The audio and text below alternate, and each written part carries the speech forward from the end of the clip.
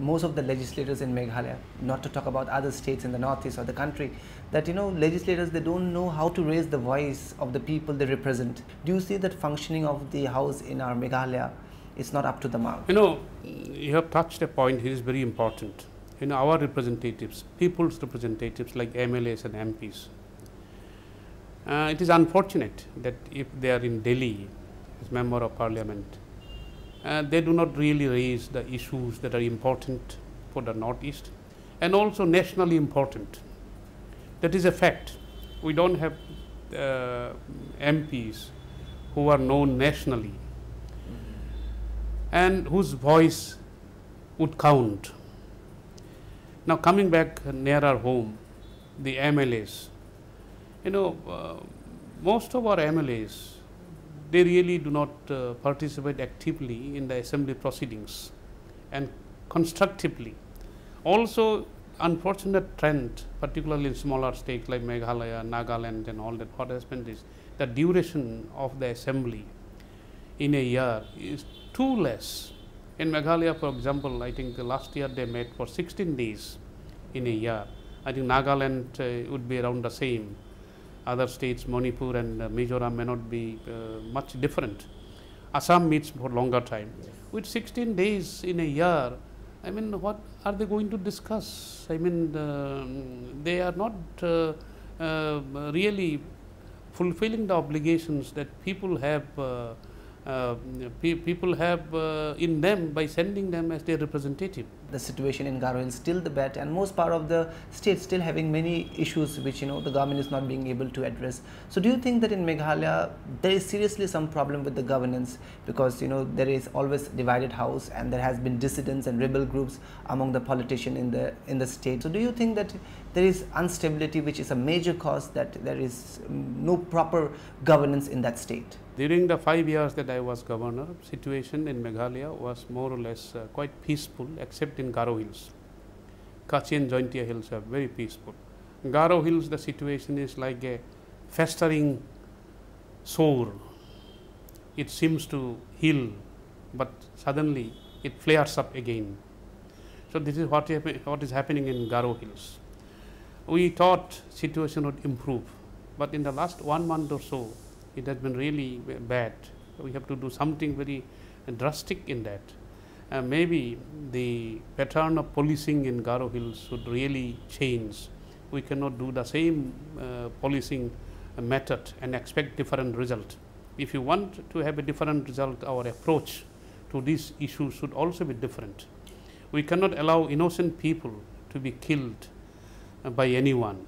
That is not the way how democracy should function. I feel deeply distressed with the development in Garo Hills. So Meghalaya is a very small state, and we know that there are very few militant outfits actually exist, and they have been fighting for separate Garo and as well Khasi Jayanti Hills also. So in a situation, do you see that the Chief Minister of State is behaving very tough with the militants, that's why they are not coming forward for talks, though they have sent fillers and two factions is already in a ceasefire mode with the government? I don't think this is correct. We want to have discussion with the GNLA. They have been asked to come for discussions. They have also been told that, well, you stop the violence and then come forward for discussion. They are most welcome to come, but they have not responded. The active group there is GNLA, but of late there are other splinter groups which are coming, even from ANVC and others they are coming. And now what is happening not only in Meghalaya, all over the northeast, some small fractions, they take to arms, and their intention is not to liberate people from the present conditions. Their objective is to just find some money, some source, to extort money, to kidnap people and get money from whoever can give them. I mean, this is what is happening in the northeast. The cases of kidnapping and extortion are alarmingly rising throughout the northeast. Well, sir, diverting your attention from Meghalaya, I would like to touch upon issues which concern Northeast and Assam also. Like we know, there are many communities in Assam. They are, voicing for separate states, scheduled tribe status in this part of the region. And in fact, there is a demand of 50-50 in certain part of the Assam, where the border communities are saying that the state should be divided into 50-50, divide Assam 50-50. When you already have a Bodoland Territorial Council, and the NDFB faction has already come forward for talks, one of the faction Govinda Basummatari, and others are also likely to come. So do you think that creation of more smaller states in India will help the problems of different ethnic communities who are saying that they are feeling alienated, they are being given stepmotherly treatment by the Delhi or the respective state concerned? Assam is a very complex state. It is a multilingual, multi-religious, multi-ethnic, multicultural group staying in the same state.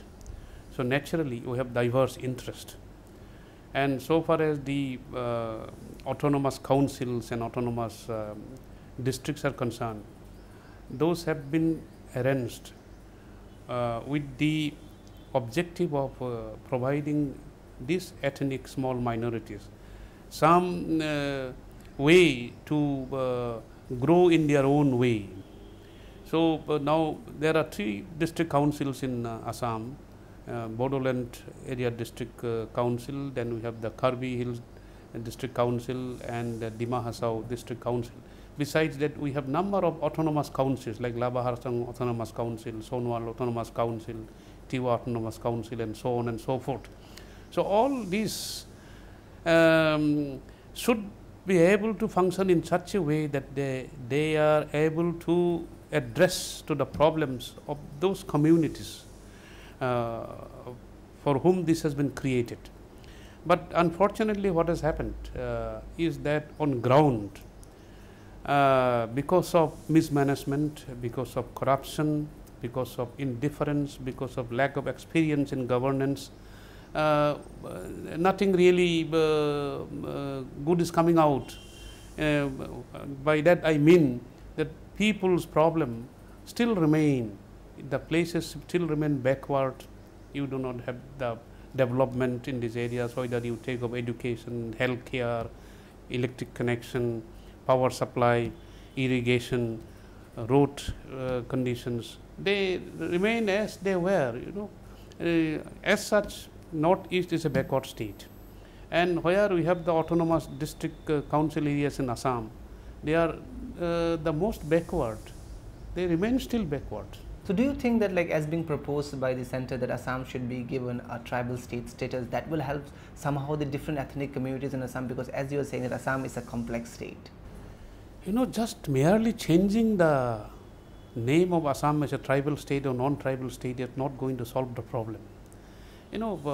This might make some people happy emotionally, yes, it is a tribal state, but ultimately it depends on how you govern yourselves. If your governance is not able to respond to the needs of the people, whether it's a tribal state or non-tribal state, the conditions of the people would remain the same. So what is important is that how you govern yourself, how the leaders, political leaders and bureaucracy, how they commit themselves to solve the issues that afflict the people. Certain sections feel that if it is a tribal state, especially the land rights will belong to the indigenous people, and outsiders or people who come from different states will not be able to purchase land in this part of the state. So that will help somehow in eradicating that is already there in district councils. True. For example, in 3 district council I mentioned, it is there. For Meghalaya, the whole state is